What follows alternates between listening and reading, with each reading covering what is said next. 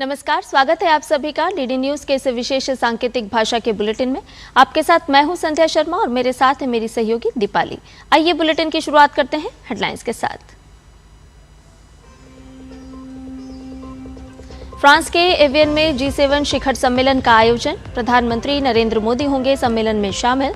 PM Modi की G7 summit में लगातार 7वीं भागीदारी।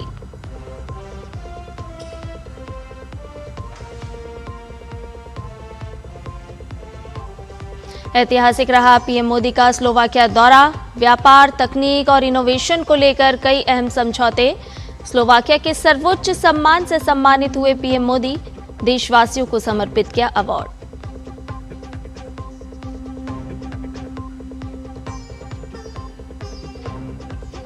शिक्षक भर्ती घोटाला मामले में टीएमसी सांसद अभिषेक बनर्जी से 11 घंटे तक चली पूछताछ।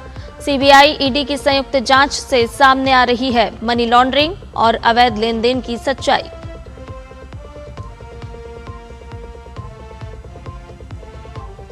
अमेरिकी वायुसेना का B-52 बॉम्बर क्रैश। विमान में सवार सभी 8 क्रू सदस्यों की मौत। B-52 बॉम्बर परमाणु और पारंपरिक हथियारों को लाने ले जाने के आता है काम। अब संघर्ष विराम को लेकर अमेरिका इजरायल में टकराव। इजरायल को रास नहीं आ रही अमेरिका ईरान के युद्ध रोकने पर सहमति। इजरायल ने कहा वो अमेरिका ईरान समझौते की शर्तों से नहीं बंधा।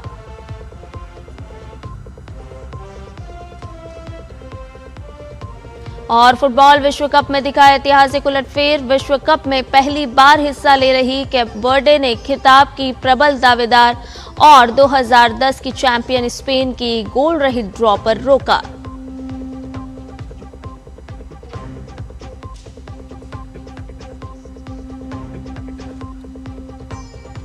और अब सभी खबरें विस्तार के साथ। प्रधानमंत्री नरेंद्र मोदी 2 देशों की यात्रा के तीसरे चरण में आज स्लोवाकिया से फ्रांस के एवियन पहुंचेंगे, जहां वो G7 शिखर सम्मेलन में भाग लेंगे। फ्रांस के राष्ट्रपति इमैनुअल मैक्रो प्रधानमंत्री का स्वागत करेंगे। इसके बाद प्रधानमंत्री मोदी शिखर सम्मेलन के कार्यकारी सत्र में भाग लेंगे, जिसका विषय है नई साझेदारी बनाना और अंतर्राष्ट्रीय एकजुटता का पुनर्निर्माण करना। इस सत्र में G7 देशों के नेताओं, सहयोगी देशों के प्रमुखों और विश्व बैंक व अफ्रीकी विकास बैंक के प्रतिनिधि भी हिस्सा लेंगे। इसके अलावा प्रधानमंत्री मोदी कनाडा के प्रधानमंत्री मार्क कार्नी, ब्रिटेन के प्रधानमंत्री कीर स्टारमर और संयुक्त अरब अमीरात के राष्ट्रपति शेख मोहम्मद बिन जायद अल नाहयान के साथ द्विपक्षीय बैठकें भी करेंगे। G7 शिखर सम्मेलन में भारत सिर्फ एक आमंत्रित देश नहीं, बल्कि ग्लोबल साउथ की सशक्त आवाज बनकर पहुंचा है। भारत G7 शिखर सम्मेलन में 13वीं बार हिस्सा ले रहा है और प्रधानमंत्री मोदी लगातार 7वीं बार इसमें शामिल हो रहे हैं। G7 शिखर सम्मेलनों में भारत की नियमित भागीदारी शांति, सुरक्षा, विकास और पर्यावरणीय स्थिरता से संबंधित वैश्विक चुनौतियों के समाधान में भारत की भूमिका और योगदान की बढ़ती मान्यता को दर्शाती है।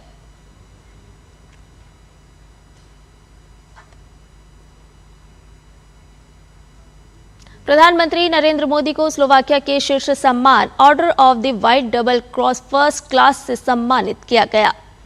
स्लोवाकिया के राष्ट्रपति पीटर पेलेग्रिनी ने प्रधानमंत्री को ये सम्मान सौंपा। पीएम को ये सम्मान भारत स्लोवाकिया रिश्तों में योगदान के लिए दिया गया। प्रधानमंत्री नरेंद्र मोदी को अब तक 33 देशों के शीर्ष सम्मान मिल चुके हैं। प्रधानमंत्री ने इस सम्मान के लिए आभार व्यक्त किया। प्रधानमंत्री ने कहा कि यह सम्मान भारत के 1.4 अरब नागरिकों का सम्मान है।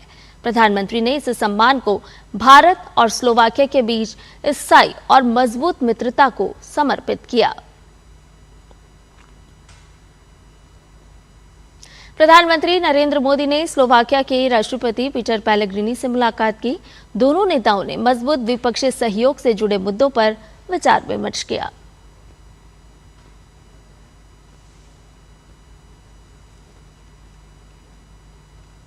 पीएम और स्लोवाकिया के राष्ट्रपति ने बैठक के दौरान द्विपक्षीय सहयोग में हुई प्रगति की समीक्षा की।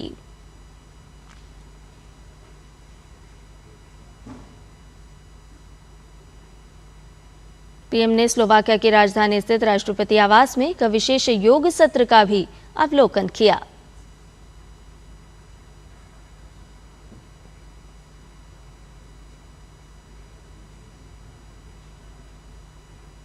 स्लोवाकिया ने संयुक्त राष्ट्र सुरक्षा परिषद में भारत की स्थायी सदस्यता का समर्थन किया है। स्लोवाकिया के पीएम ने यूएनएससी में भारत की स्थायी सदस्यता की जरूरत को रेखांकित किया।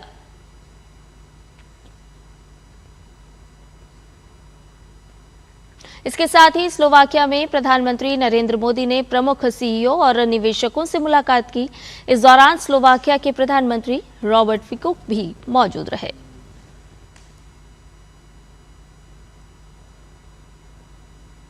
भारत सरकार के विदेश मंत्रालय में सचिव पश्चिम सीबी जॉर्ज ने प्रधानमंत्री नरेंद्र मोदी के स्लोवाकिया दौरे का विवरण दिया। सीबी जॉर्ज ने कहा कि दोनों देशों के बीच द्विपक्षीय संबंधों के सभी पहलुओं पर चर्चा हुई। साथ ही आपसी हित के क्षेत्रीय और वैश्विक मुद्दों पर भी विचारों का आदान प्रदान किया गया, जिनमें यूक्रेन संघर्ष और पश्चिम एशिया की स्थिति जैसे मामले शामिल थे। भारत और ईयू के बीच संबंधों पर भी बातचीत हुई। साथ ही जानकारी दी कि इस यात्रा के दौरान रक्षा, मोबिलिटी, उच्च शिक्षा, ऑडियो विजुअल निर्माण, डिजिटलीकरण, साइबर सुरक्षा, पोस्ट क्वांटम टेक्नोलॉजी और प्राकृतिक चिकित्सा जैसे विभिन्न क्षेत्रों में कई महत्वपूर्ण द्विपक्षीय समझौतों पर हस्ताक्षर किए गए और उनका आदान प्रदान हुआ।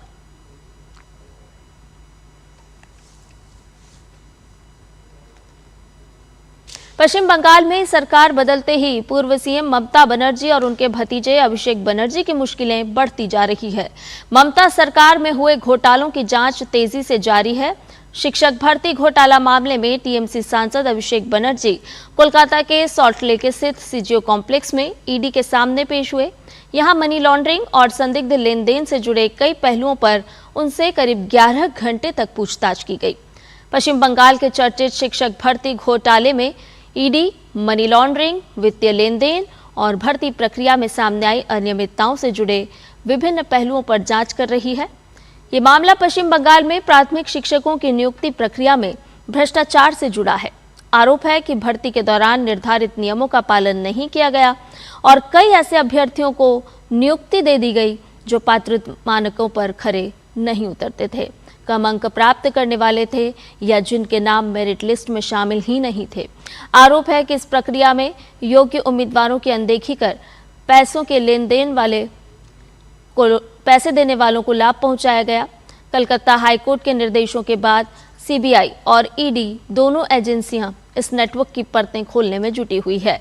इस मामले में पूर्व शिक्षा मंत्री पार्थ चटर्जी समेत कई बड़े नामों पर पहले ही कार्रवाई हो चुकी है।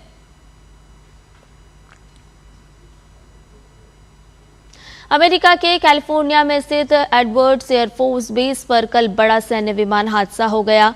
यूएस वायुसेना का B-52 स्ट्रेटोफोर्ट्स बॉम्बर टेक ऑफ के दौरान दुर्घटनाग्रस्त हो गया, जिसमें सवार सभी 8 लोगों की मौत हो गई। वायुसेना के मुताबिक विमान एक नियमित टेस्ट मिशन पर था और उड़ान भरने के कुछ ही क्षण बाद क्रैश हो गया।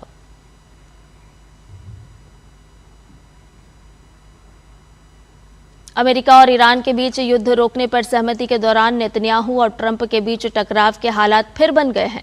ये टकराव ऐसे समय में सामने आया है जब अमेरिका और ईरान के बीच 19 जून को डील साइन होनी है, लेकिन नेतन्याहू ने लेबनान, गाजा और सीरिया से अपनी सेना पीछे हटाने से भी इनकार कर दिया है। एक इंटरव्यू में उन्होंने कहा कि इजरायली सैनिक जब तक डटे रहेंगे जब तक जरूरत होगी।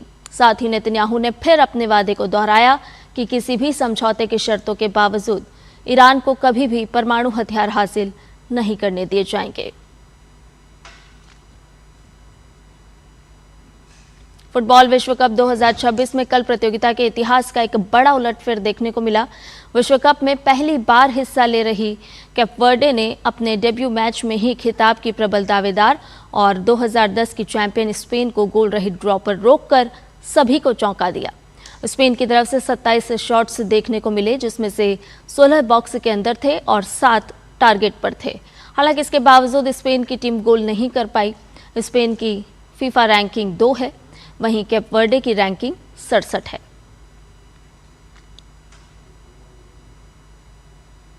और इसके साथ ही हमारे इस विशेष सांकेतिक भाषा के बुलेटिन में फिलहाल के लिए इतना ही। मुझे और मेरी सहयोगी दीपाली को दीजिए अनुमति। नमस्कार।